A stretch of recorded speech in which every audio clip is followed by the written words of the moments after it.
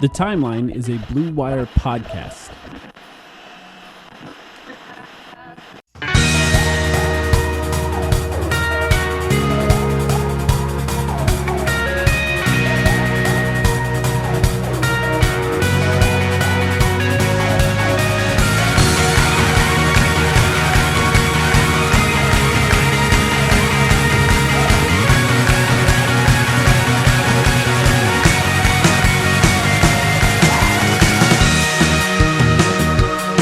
Welcome to the Timeline of Phoenix Suns podcast. My name is Mike. I'm here with Sam. Sam, how you doing? You all right? Shut up. I'm fine.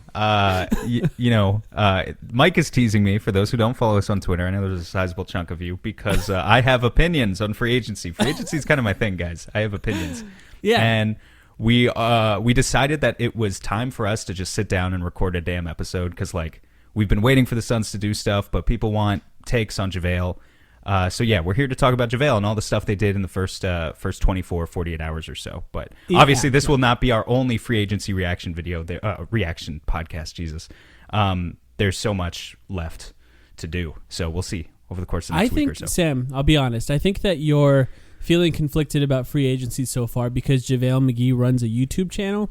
And ultimately, that's more competition. Yeah, we brought more competition. Can I just defend myself and say that, the free agent videos, the series did not bang, as they say. It didn't bang this year because the Suns didn't pick up Nerlens Noel, they didn't pick up Daniel Tice. It's okay. It's fine.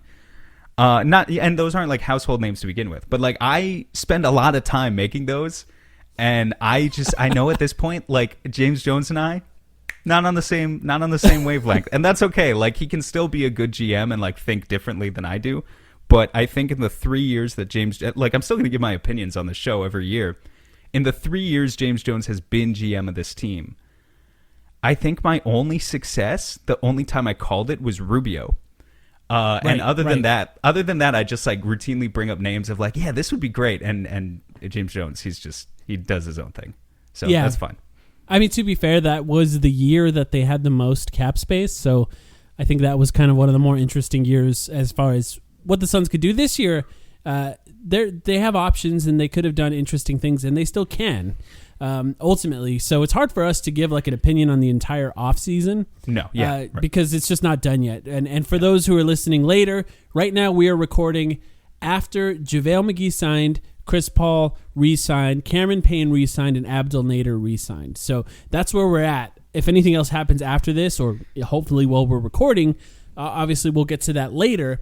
But for now, that's where we're at. I think, in a sense, if you really want to judge the offseason as a whole, you also have to factor in the fact that technically Chris Paul could have left, Cameron Payne could have left. That could have happened, which is the ultimate disastrous scenario for the Suns. And I think you and we always approached this under the impression that Chris Paul was definitely coming back and Cameron Payne was a 90-95% coming back. So it's hard to that was already decided in our minds in a lot of ways. We're going to talk about those guys later, I think, because we want to cover the new guy first, but we called that exactly right a few days ago, right? I said they're going to bring those two guys back and Torrey Craig is going to leave. That's exactly what happened. So, I felt good about that aspect of it. But it's with JaVale, I think we brought up JaVale as a name on the last pod. We did. We brought him up. But it was kind of he wasn't option A, B, or C for me, but he does stuff. So, let's talk about it. Well, I think and we should talk about him, but for us, and as far as how to expectations going into this free agency, the Suns had over $9 million of MLE and a massive glaring hole at backup center, so the backup big man.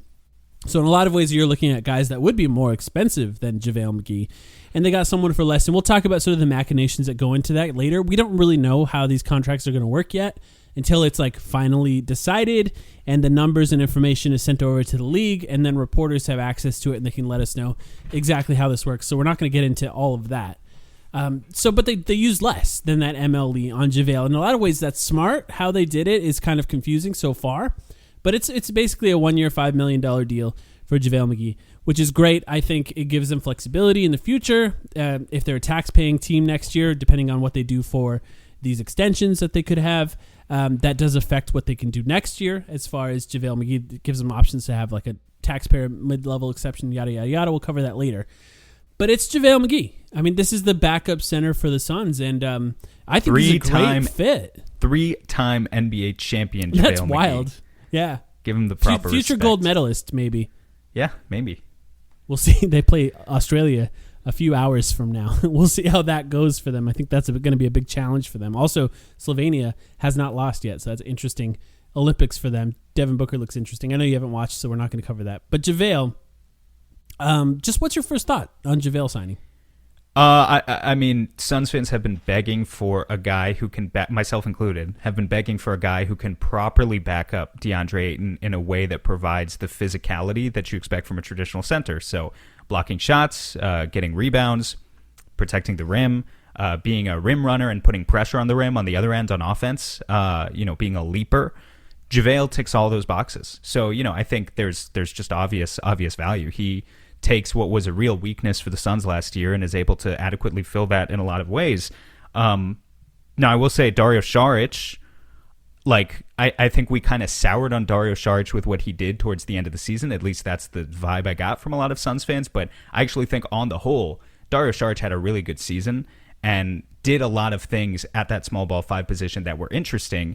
And so I think you get a lot with JaVale. You still lose some of it with Saric, and that's where we could kind of get into other discussions. This is a topic that I don't want to broach mostly today, but there are other ways to fill those things that Saric's absence leaves behind. But for what JaVale does, I totally expect him to be a guy who can go in there, play 15 minutes, and just grab rebounds, protect the rim really, really well, and form a great connection, I think, with Chris Paul. I think we're going to see a lot of lobs between him and Chris Paul that should be fun to watch this year.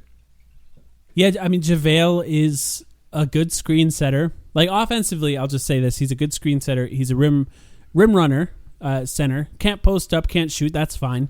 We don't really need him to do either of those things. When you have Chris Paul and Devin Booker and even Cameron Payne, you can find other ways for those guys to be valuable on offense. Rolling to the rim is probably one of the most effective and almost underrated skills as far as spacing the floor. And the Suns have 2 guys that are going to be elite at that. Not to mention, on the other end of the floor, having both JaVale McGee and DeAndre Ayton protecting the rim for 48 minutes, that's pretty great. Like, it's hard to argue that that's not great. There's just a scenario now where the Suns have top-tier rim protection for the entire game. Yeah, and I think that's really great. I think it's clear that was just like a go-to objective for James Jones going into the offseason of let's get another guy who can protect the rim. Just to put stats to the name, in case you haven't checked JaVale's basketball reference page recently, which I imagine many of you haven't. We're talking about a guy who gave 7.3 points, 5.2 rebounds, and 1.2 blocks per game last season in 14.7 minutes. That's in about 50 combined games, most of them with the Cavs, some of them with the Denver Nuggets. Now, I think something that's really interesting, he only shot 51% from the field last year. His true shooting percentage plummeted from, let me get it real quick, from the season before where it was 65%. That was really good. It plummeted to 54% last year with the Cavs and the Nuggets. I have a lot to say about that and explaining why I think that is. But just with the rim protection, he allowed guys within 6 feet of the rim last season to shoot 47%. Yeah. Those are I'll just tell you right now, league average is approximately 60%. So to hold your opponents in general to 47%, it was a shortened season. He only played 50 games. He only played 15 minutes per game. It wasn't the biggest sample size ever. But consistently year over year, we've seen JaVale hit around that 50% mark, around 10% below league average or better. That's an elite rim protector. You would call that an elite rim protector. For reference, I think DeAndre Ayton finished this season. I don't have the stat in front of me. I think, because I checked it pretty recently, he finished around 52, 53%. Gobert is the cream of the crop here. Gobert's a guy who usually finishes around like 45-ish%. So for McGee to be 46, he protects the rim at a very, very high level, can play drop defense at a very, very high level. Just brings that physical edge, like I said, and can jump out of the gym, which is pretty remarkable for him, at age 33, that he hasn't lost that bounce.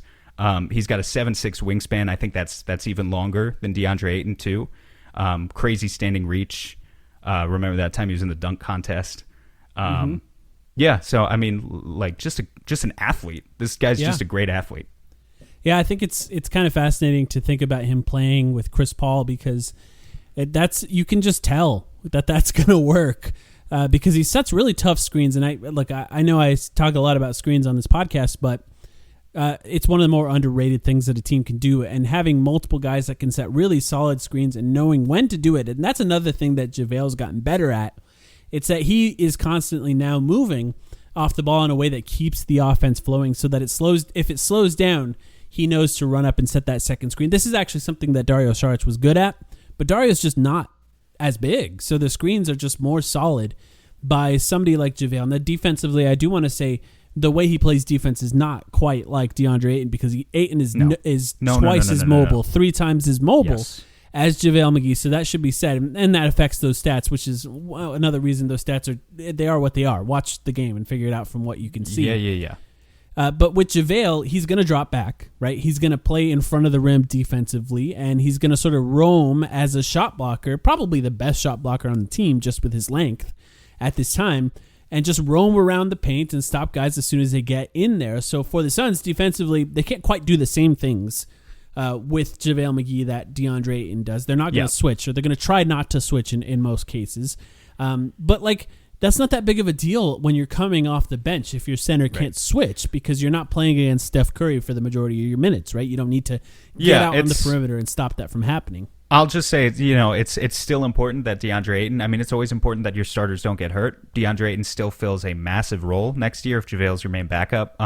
One of his biggest weaknesses on defense is he fouls. He's just, he's not Damian Jones level bad of not knowing what his limbs are doing.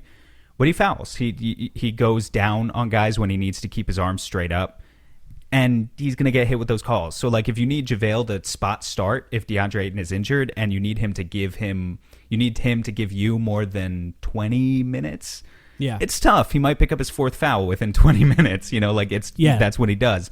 But for 10 or 15 minutes, perfect. And the other thing I'll just say about the defense, I just referenced that stat, the rim protection stat, that put JaVale McGee within 1% of what Rudy Gobert does. So the natural thinking might be, well, why doesn't he get paid $30 million like Rudy Gobert if he also does the screen setting thing? It's because there's a big difference in all the rest of the stuff those guys do on defense. Rim protection is a huge portion of the pie if you're a center, but it's not everything. One stat that I referenced on, I did a Twitter thread breaking down McGee.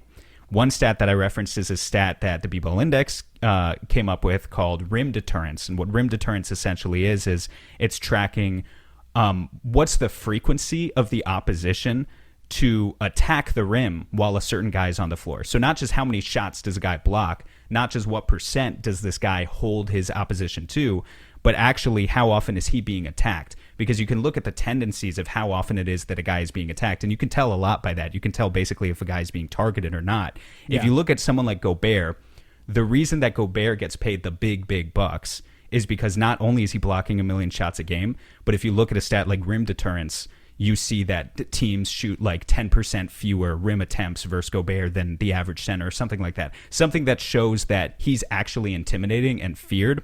With JaVale, his shot blocking is great, but because they know the mobility isn't necessarily there, they know that the focus isn't always there. Teams will still try to put him in action. They'll still try to attack him in more subtle ways. And so the rim deterrence, something like that, he ranks poorly in that stat. And I think that explains a lot of where the gulf is. So JaVale, he's going to get up there. He's going to get high-flying blocks. I think he's a good defender. Totally on board with anyone who says he's a good defender. He's not lock down, go switch on the perimeter, he's not that guy. He's giving you 15 minutes, and he's going to be good in those 15 minutes, but I'd say that's about it. Yeah, and I think even offensively, I think he does, obviously, the lobs. He can catch the lobs and things like that, but I think he does a good job of if he catches the ball just outside the paint, he's not going to do anything but attack the rim if he's properly coached in that way. I think he's experimented with some shooting in certain teams. I doubt that's happening with the Suns at all. Actually, I'm going to say right now, it's not going to because he plays with Chris Paul. And you know how Chris Paul is. You attack the rim when you're with Chris Paul.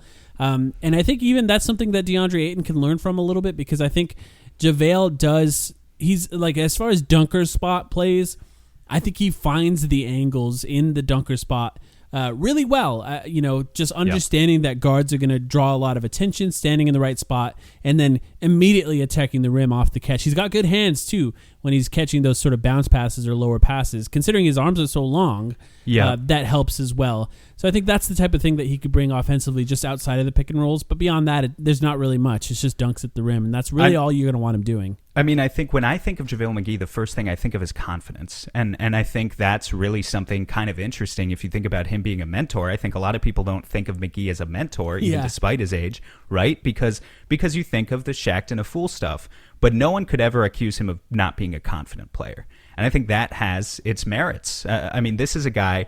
The frustrating thing about JaVale is he's going to continue to do the stuff on the Suns. You can try and train a little bit of it out of him, but there's still going to be some lowlights of he catches the ball from 15 feet out. He tries to dribble, which, maybe he's not a good dribbler. The thing about JaVale, he gets into trouble. He gets in his head, I'm going to attack this guy. He takes a couple of really loose dribbles where he's bringing the ball, he bounces it about 8 feet high, and someone snatches it. That happens to him. But the flip side of that is the confidence. Like when it pays off, the types of flashes that this guy shows, being able to get into the teeth of the defense, sometimes, grip the ball a little bit harder, go up with two hands. It's what makes him a great pick and roll finisher at the end of the day. Like, you could say the touch isn't quite there. The passing isn't quite there. There are reasons that this guy never materialized into the next level type of true above average starting big, even when he was in his athletic prime, because he couldn't piece it all together. Right. You see the athleticism, though, and you see the confidence, and you see the pieces, the tools that were there that almost made him, at the very least, made him a very intriguing player over the past 15 years. And I definitely think when I watch DeAndre Ayton catch the ball 15 feet out, and we're just begging for him to take a couple dribbles, even if the ball gets stolen a couple of times, just show us the aggression and show what you can do. Put that athleticism to use. There's probably few guys in the NBA who could teach him something about that better than JaVale McGee, honestly. For all the times McGee gets himself into trouble, when it works, it works. Yeah, especially off the bench. There's just not a lot of guys that, if you're really good at that, usually you're starting. And yeah, that's something that I think he can definitely help with. And a fascinating career. You called him potentially a mentor here. And that's kind of funny to think about JaVale McGee being a mentor for DeAndre. And, but I mean, that's really what it is. And I think, to give him real credit for what he's done is he has figured out how valuable it is to understand your role in the NBA. When you understand your role and you try not to play outside of it, that's how you can become a player that's on championship teams, because ultimately championship teams have stars, and to play around a star, you have to limit what you're doing. You can't try everything. You have to understand your place within the pecking order, and that's something I think he has done really well over his career. And in a way, I'm excited to root for him. Just from the perspective of rooting against him, which I've had for a long time, it's just been kind of funny to watch him play, and it's easy to sort of laugh at him. But I think in a lot of ways you can now laugh with him, because he's actually a pretty funny player, whether that be, I heard on the Low Post that he told Tim McMahon, a reporter, that the only thing Tim McMahon needs to do his job is 2 thumbs, which is just a great comment to tell a guy it's a great when quote. He's mad about a tweet. Yeah. Or he asked Bam Adebayo at the Olympics if his full name was Bamonte. That's the type of thing that JaVale McGee can do. That's hilarious, and that could be kind of fun. And I think you can embrace that from the position he's in. And the Suns do need a third center, right? James Jones called it a 3x5 team, 3 deep at 5 positions. Unless they think Jalen Smith is that guy, I suspect they don't.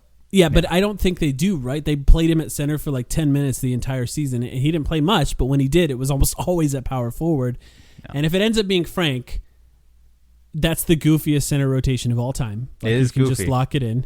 But JaVale is, you know what? It's goofy. JaVale is a lot more fun than Frank. Just in his goofiness. I mean, Frank's goofiness is fine. Yeah, it's funny. He's funny.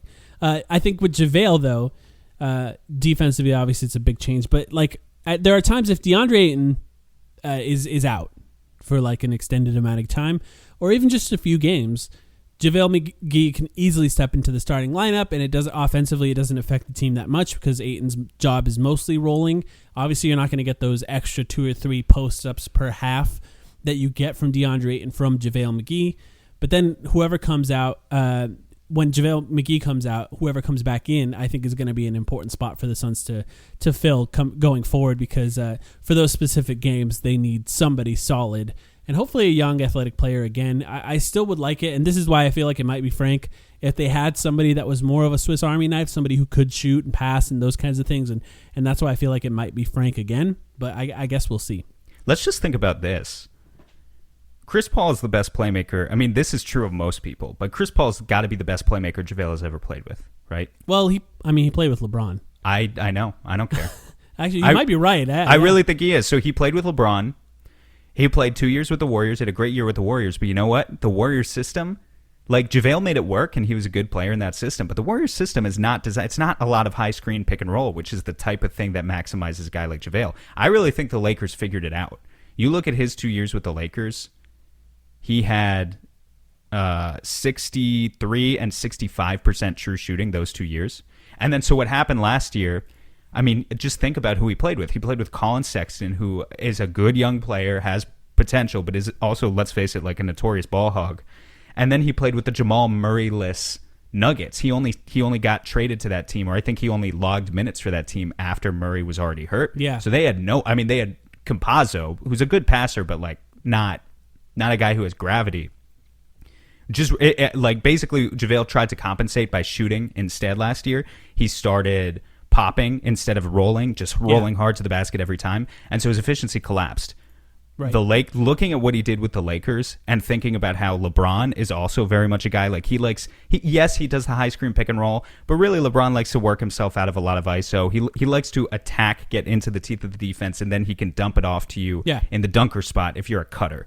But if you're a pick and roll guy, like I think people, overrate, like when Anthony Davis, for example, first went to the Lakers, people thought, just spam LeBron, Anthony Davis pick and roll all game, and that's going to be their game plan, and they're going to win. The Lakers don't actually play like that. Maybe they should play like that, but they kind of don't. I think Chris Paul, I look at what Chris Paul did with Nerlens Noel in OKC a couple years ago when Noel had a 70% true shooting, and Noel is a guy with bad hands, great leaper, but bad hands.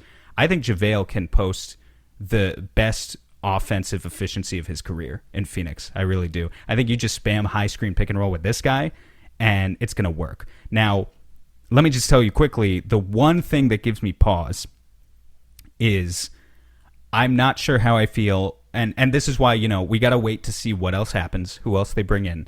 I'm not sure how I feel about a center rotation of both DeAndre Ayton and JaVale McGee, who are great rollers, but are not guys when they get the pass and the short roll, are not short roll playmakers. That's the thing.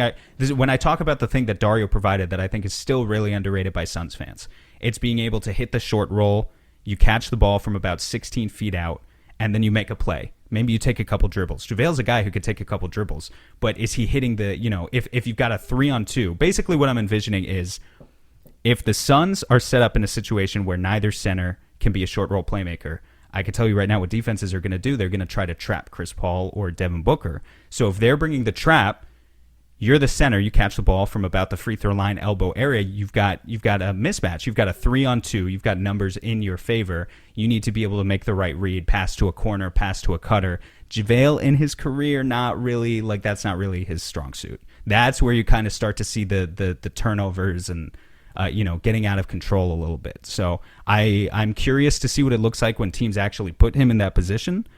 But just in general, I know he's going to feast Chris Paul's going to make it so easy for him for the vast majority of the game.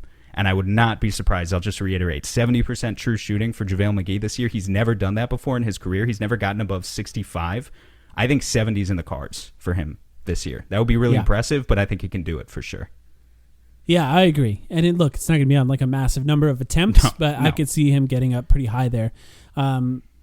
Yeah, and that's interesting. It's kind of, we're at a point where ultimately Ayton will be better at that, like the short roll playmaking thing. And I think he improved at it throughout the season. He looked pretty good in the scenarios where he was doing it in the postseason. Not great.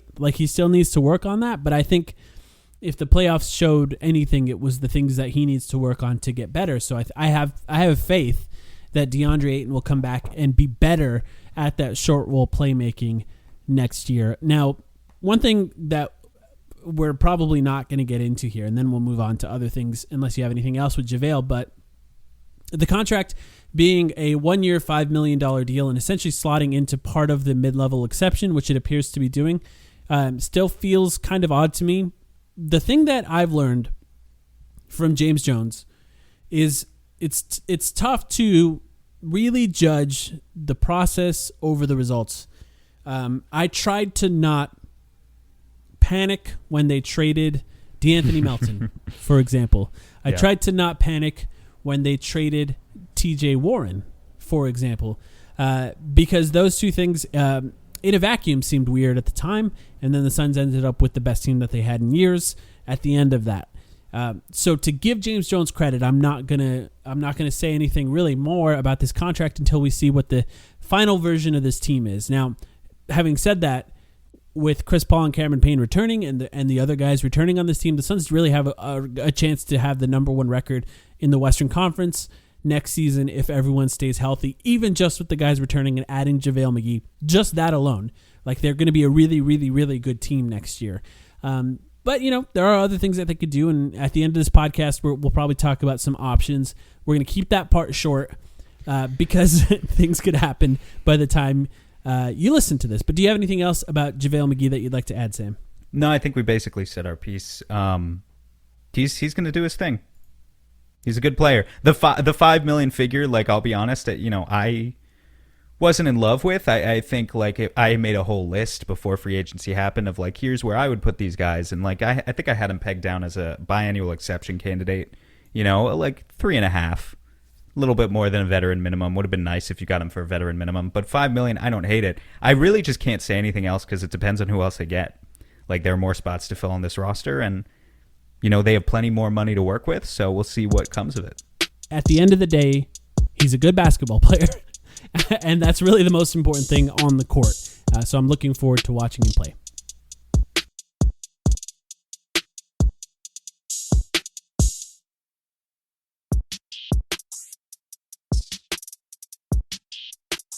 Chris Paul, 4 years, $120 million.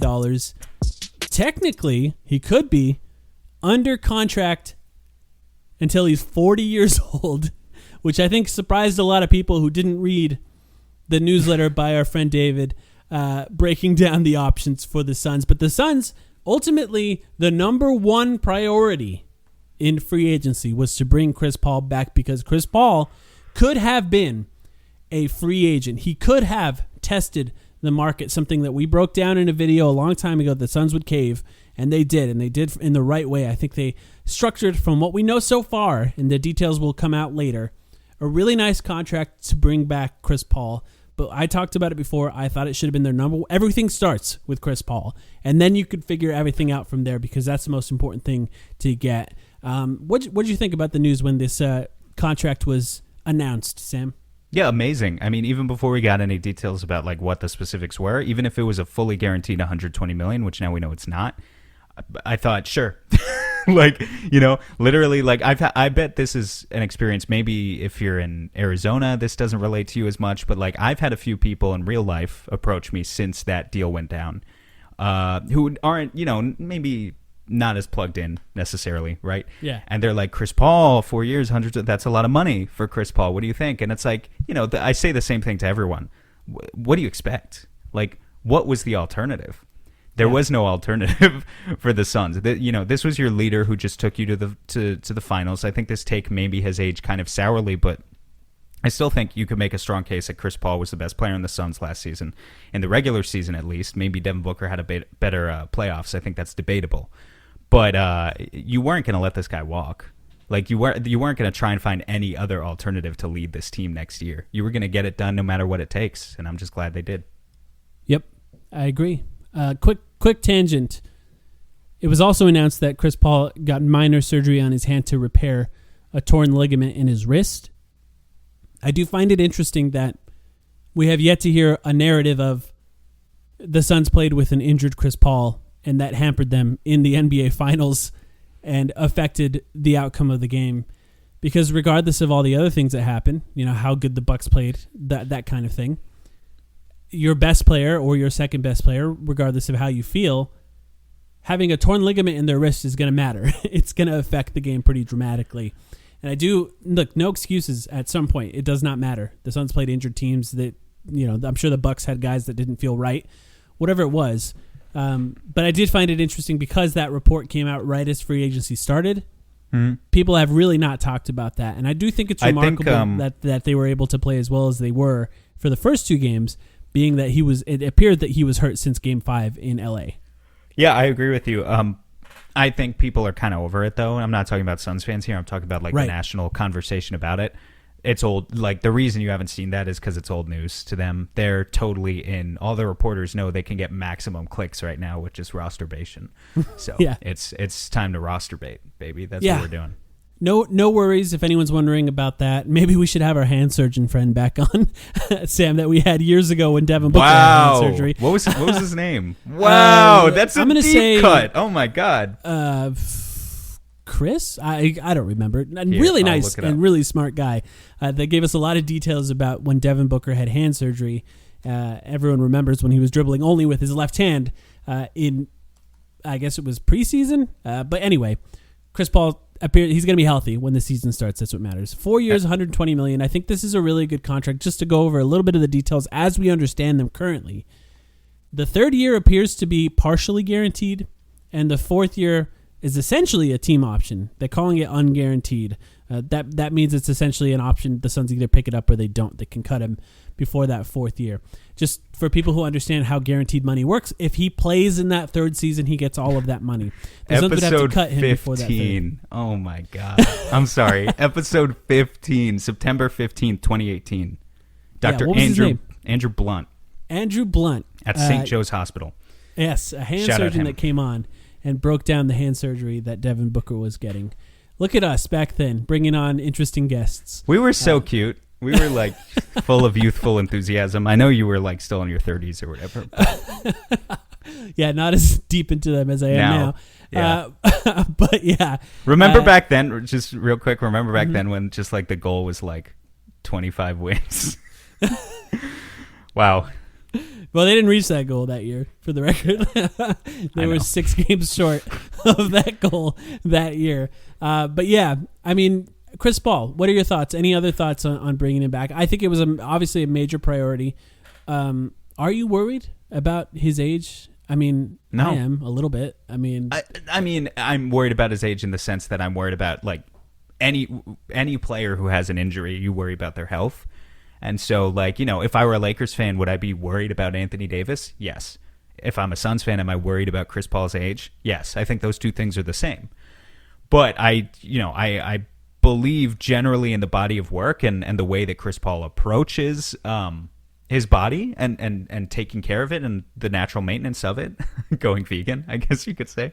I'm not vegan myself, for the record. But, I've said in the past on this pod, you talked about him being under contract potentially until age 40. Stockton did it, and you need to be once in a generation type player in order to succeed as a high level starter to age 40 like John Stockton did. But if there's anyone who can do it, Chris Paul's kind of that guy.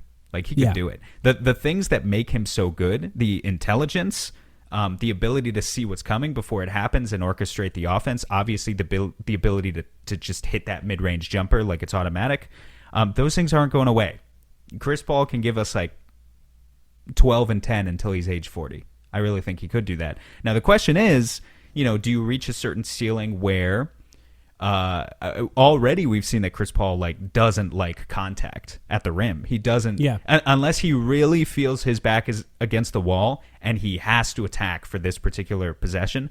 I think he kind of knows in the back of his mind that any wrong hit, any incidental contact that he takes on a layup that hits him wrong a little bit in the wrong way, could be an injury that puts him out for weeks or months. And at this age, he doesn't want that. So he basically just settles for those mid-range jumpers. Those mid-range jumpers are great. They're basically automatic for him, but it only takes your offense so far. So it's about finding other wrinkles within the offense to accentuate what Chris Paul already does. And that's going to be the main challenge for the Suns going forward. But just Chris Paul's overall, what he's able to do, I have total faith.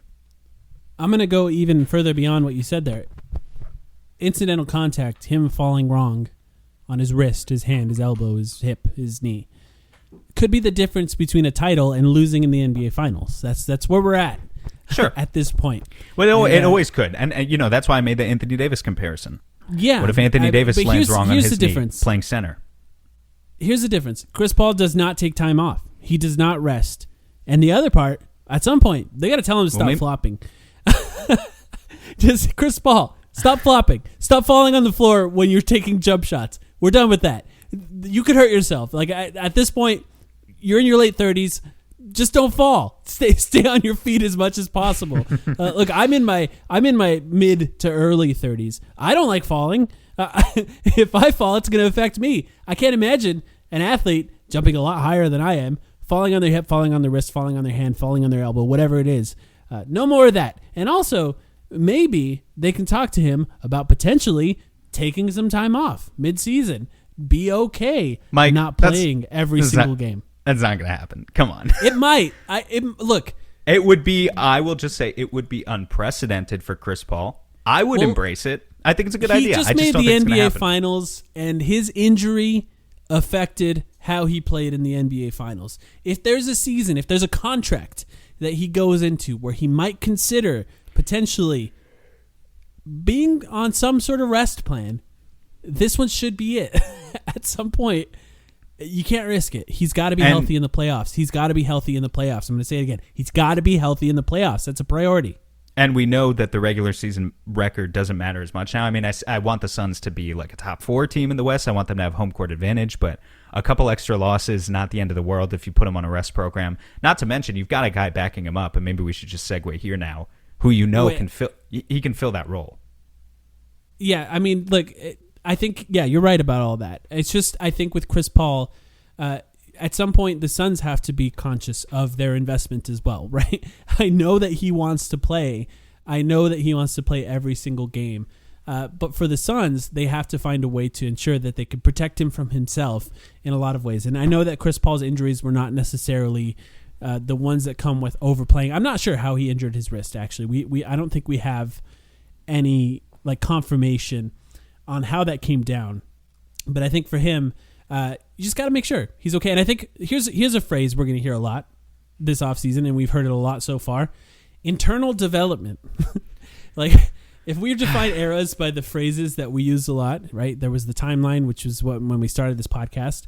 And then I don't know what it was after that. But right now it's internal development. In a lot of ways, there is this race. It's 0.5 for a while, I think. Yeah, 0.5 is a good one. That's Monty a good Williams one. Era. Yeah. There's now a race between internal development and sort of the tail end of Chris Paul's career when he potentially starts regressing.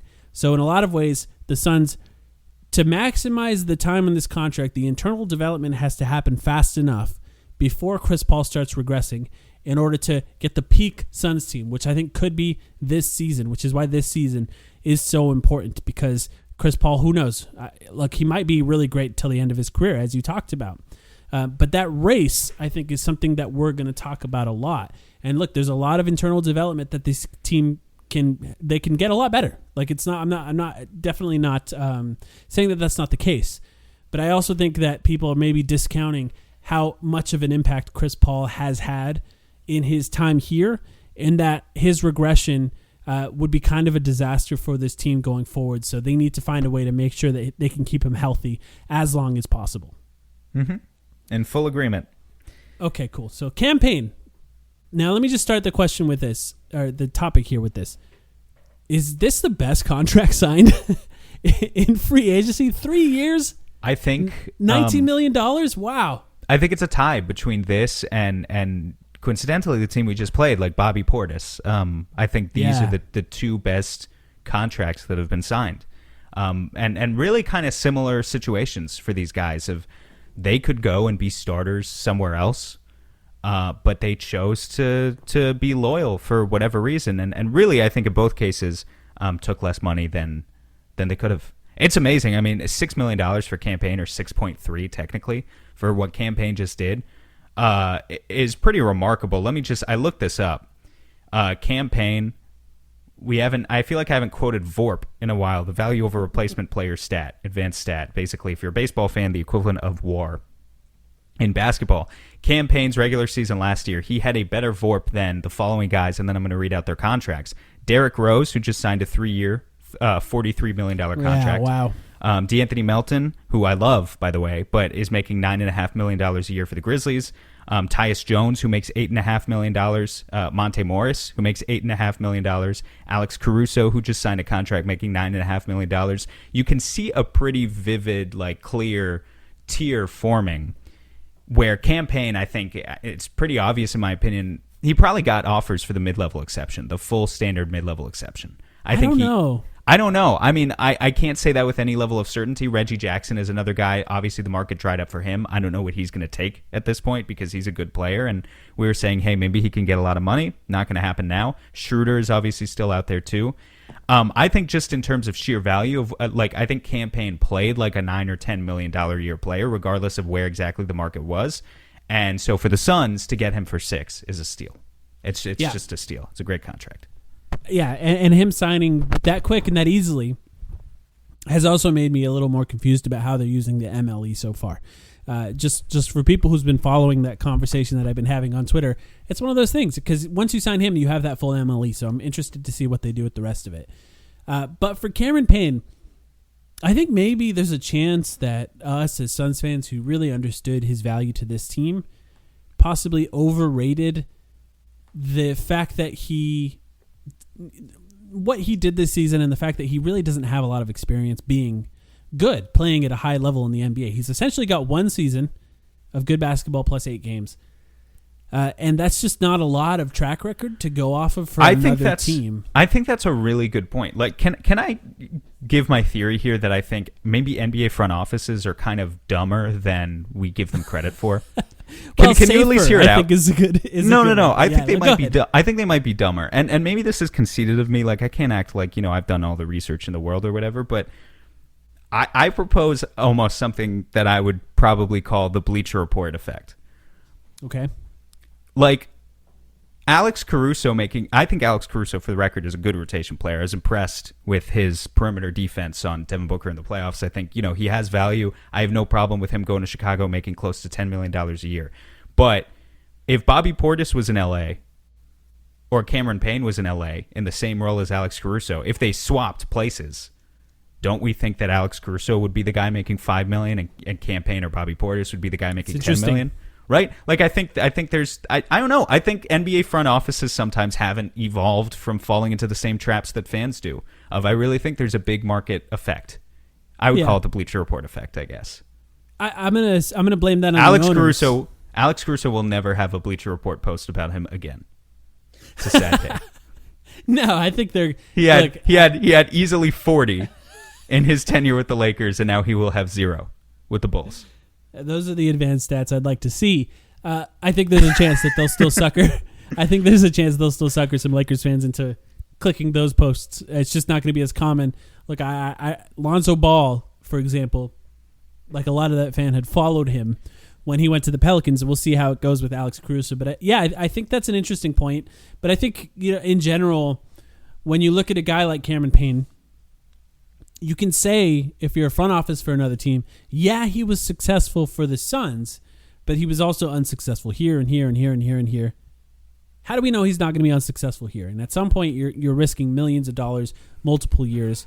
And for the Suns, I think offering him 3 years was important. I think there's a chance he could have probably made more in a single year, or maybe a 2-year deal with a team option or that kind of thing. But yeah, I mean, this kind of almost $20 million for him is pretty good. He's never made this much before. If you were one of those people saying, he's been good for the Suns, but what about here, you'd fall into the same camp of the front office executives for the Bulls who said we knew he wasn't going to be an NBA player. Absolutely. Where are those people today? Yeah. Unemployed. Yeah. Maybe they're employed with media companies like Ryan McDonough. I don't know. Either way, they're disgraced. Everyone in that Bulls front office is disgraced. Cam Payne won the war, folks. He won. He really did, and I think if you haven't seen it, I'm going to plug a YouTube video. We made a YouTube video. Sam worked on it that is about his story and just sort of where he came from and how he ended up where he did with the Suns. And it's a remarkable story. It's something we've talked about regularly on this podcast. I know we have a lot of new listeners recently, so check it out. It's on our YouTube channel. It's called, actually, Sam, do you know the name of that video? I don't remember. From G League to Contender, the story of Cam Payne, I think. Yeah, check that one out. I think it's a fascinating one. And I think what he provided to the Suns they really need. And it's not just, and I think there's some Suns fans that watched him in the playoffs, specifically post ankle turn, which was game 2, or was it game 3 against the Clippers?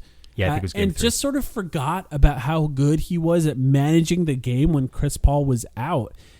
Because there were times the Suns, this is a stat, the Suns won the minutes that Cameron Payne played without Chris Paul and Devin Booker on the floor. That's a huge stat. It's they a won gigantic those minutes. stat. That's crazy. I think I saw that from our friend Dan. Friend of the pod, that's Dan exactly Favale. where I saw it. Yep.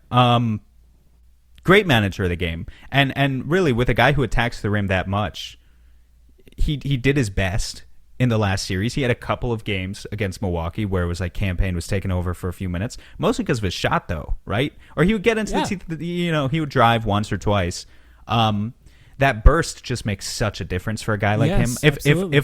If I wish that Cam could develop something from learning from Chris Paul, but of course if it was this easy, then everyone would do it, and it's just not this easy, is if he could develop the same sort of snaking the pick and roll, mid-range. I don't want to take away his rim threat away from him, but it became clear when he didn't have that ability to turn the corner and kind of turn on the jets a little bit. He didn't have like a nice, efficient floater mid-range shot to fall back on exactly. So it becomes tough for him. But I think he will have had time to properly heal this injury going into next season, and it shouldn't be an issue whatsoever. I wouldn't judge him based on what he was in that last series and a half. I went to StatHead, and I ran a query of NBA players that started less than 15 games and played more than 15 minutes. Cameron Payne was the third best three-point shooter in the entire NBA of that group. The third best.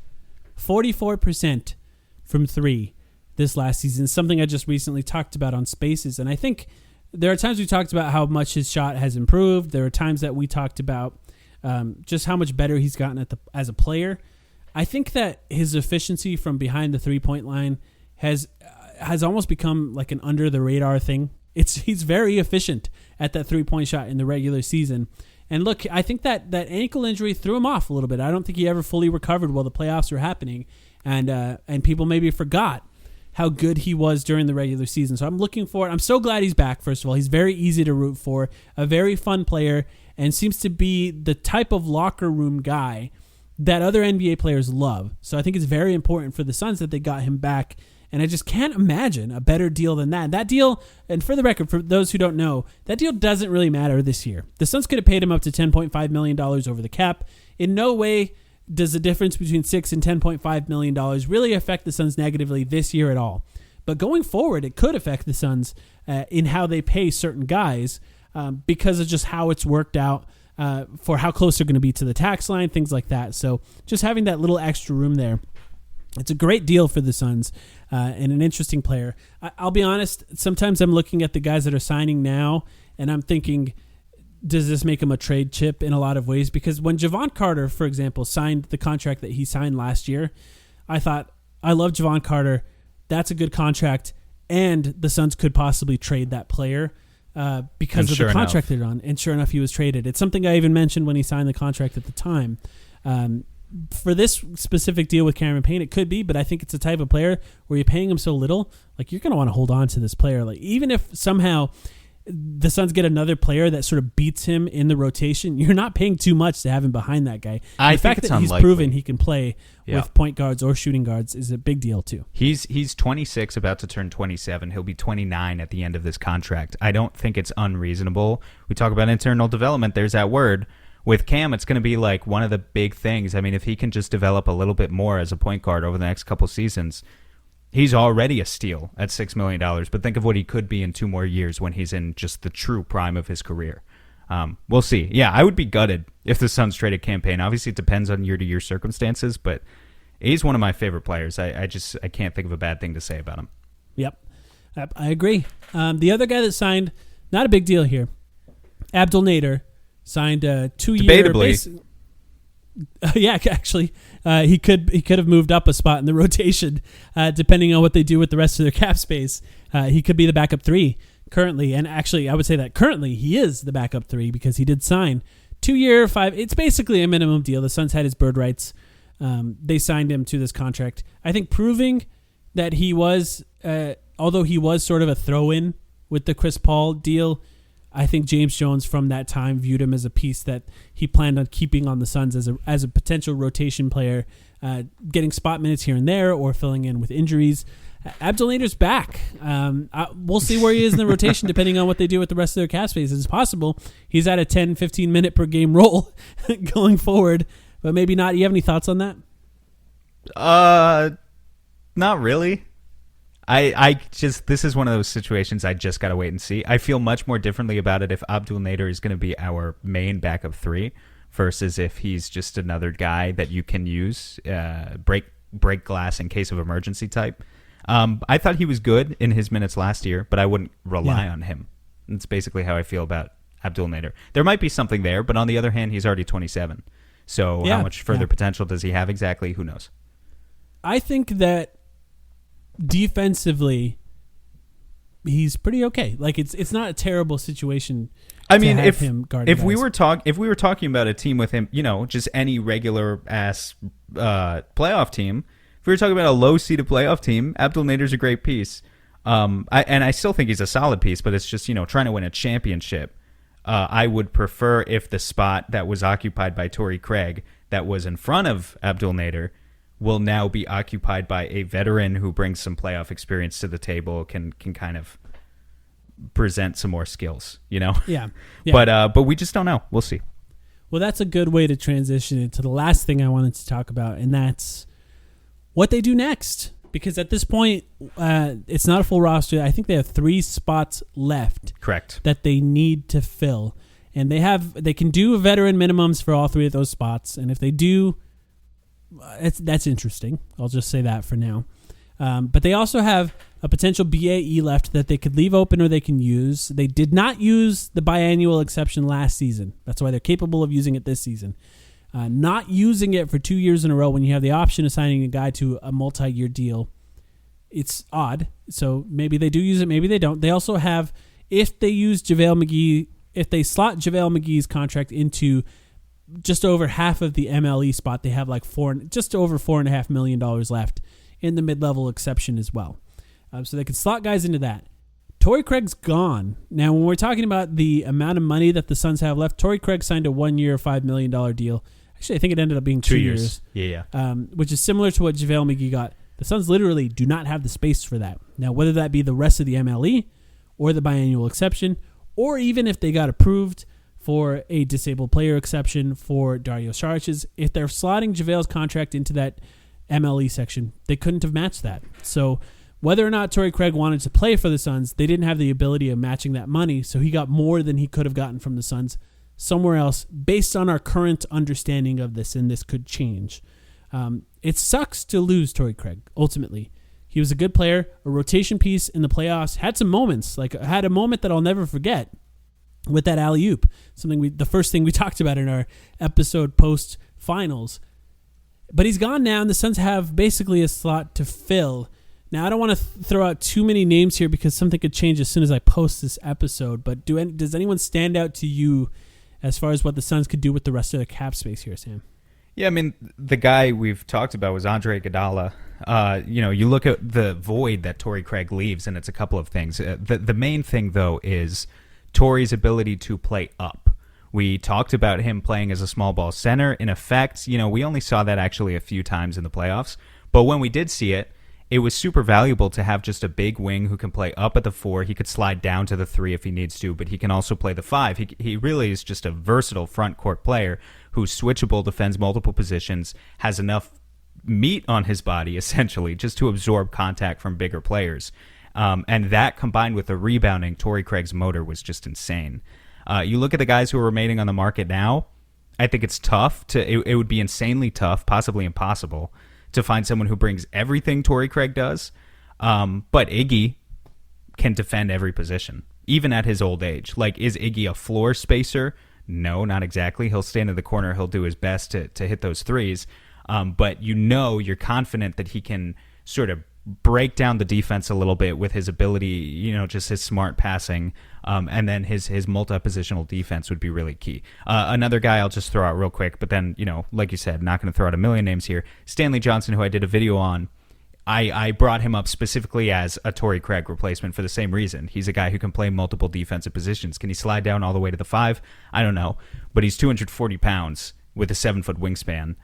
That's pretty close in measurables to what Torrey Craig was. So, definitely a guy at least who can guard 2s, 3s, 4s. And that's kind of what I'm looking for. It's just like a guy with a little bit of edge on the defensive end to replace some of what we lost. Yeah, I agree with those names. I think Iguodala is the only guy on left in free agency that could simultaneously guard Giannis in the playoffs, in the finals, and run a pick and roll. There's not a lot of players that could do that, and he could do that. So I think he's one of those players that, he's not flawless. He's old. Maybe he doesn't have a lot left. But maybe he can play enough minutes in the playoffs to guard the kind of guys that you need. Someone as big and as strong as him to guard and allows you to play with either him or Jay Crowder at center. That's an interesting player. I like that one a lot. The guy I like the most is probably Danny Green. I don't know that the Suns have the cap space to sign Danny Green. It's just a great fit as far as you have Mikal Bridges, Danny Green, Jay Crowder on the floor at once. Imagine defensively the arms flying around. Of course, he's a good three-point shooter. He's got the audacity of Jay Crowder in that he'll shoot a lot of threes, which I think volume, as we've talked about many times, is almost as important as efficiency, because just forcing guys to actually guard you on the perimeter is important. Obviously Danny Green's really good. I'll just say that'd be a lot of championship experience between Danny Green and JaVale McGee. That's 6 rings right there. Yeah. That's a lot. True. That's true. That'd be a great one. But yeah, those are guys left. I think Paul Millsap is, somebody that doesn't really excite me that much, but also I wouldn't hate it. Because he's a good player, former All-Star, I think Paul Millsap just kind of does almost everything you need at an adequate level, but just is too old to be exciting in any way at this point. He can't move very much, yeah. And he can't move very much. I mean, the Nuggets, I've said this a couple times on Twitter, but the Nuggets re-signed JaMychal Green to $7 million. There's a reason they did that and prioritized him and not Paul Millsap, if Paul Millsap was actually still that good at this stage in his career. Yeah. But for the tier, the type of money that we're talking about with the Suns, yeah, Paul Millsap can still sort of rebound the ball. He's a smart player when it comes to passing the ball. He can hit some threes, not a ton. He does everything at kind of an average level, except move. Yeah. So yeah, that would be all right. I would say, I think it would be interesting if the Suns had. Because in some ways, the Suns were they had such a modern feel last year with playing Dario Saric at the 5 and even sometimes, sliding up Torrey Craig. It would just be kind of interesting to me, a little bit bizarre based on what the Suns were last year almost with the team that got them to the finals, if then they replace that with a team that plays Paul Millsap at the 4 and JaVale McGee at the 5, which would feel quite traditional. That's a very traditional roster of 2 centers who just know their role as a center, set screens, and roll to the basket, and a power forward there in Paul Millsap, who he can play at the 5 too, but he's a power forward. He's a natural, traditional power forward. That would be interesting. Yeah. I mean, Paul Millsap is one of those guys that maybe could raise his game in the playoffs. Being that he's experienced and understands guys, has been there, done a lot of things in the NBA, desperate to win a championship. It's not a terrible thing. But yeah, those are some guys I think will be back after the offseason has sort of taken a little bit more shape for the Suns, and we can cover the difference there. But how crazy was it that Mikal Bridges was fucking with us on Twitter? And hey, we never even talked about Payne fucking with us on Twitter. These guys fuck with us. Well, for the story about Mikal, Mikal follows me on Twitter, for the record. I'm not sure why. Flex. But I tweeted one day about how I can't stop thinking about Iguodala signing on the Suns. And then 10 minutes later, he tweeted a picture of Andre Iguodala in the dunk contest and said that he was robbed. And then somebody underneath it said that it's a recruitment tweet, and then he retweeted that and he added the Suns and he said, "Go get him." Yeah, literally. Yeah. And then people were like, "You're gonna get fined, Mikal," and he deleted it because he didn't want to get fined. But I think it's funny that this is one, right? It's optimism season, it's internal development season, and it's the time of year where NBA players are comfortable messing with people a little bit on Twitter. So Optimism season is the perfect word for it. I say it every year. You're not allowed to not be that, I know. I am very aware. Every team is talking themselves into the playoffs unless you're a Pelicans fan. At this point, I don't know if Pelicans fans are talking themselves into it. But anyway, we'll be back soon. Thank you, everyone, for listening. Hopefully, we'll got some new players. The only new player now is a good one in JaVale McGee. So I'm excited about that, but we'll be back soon.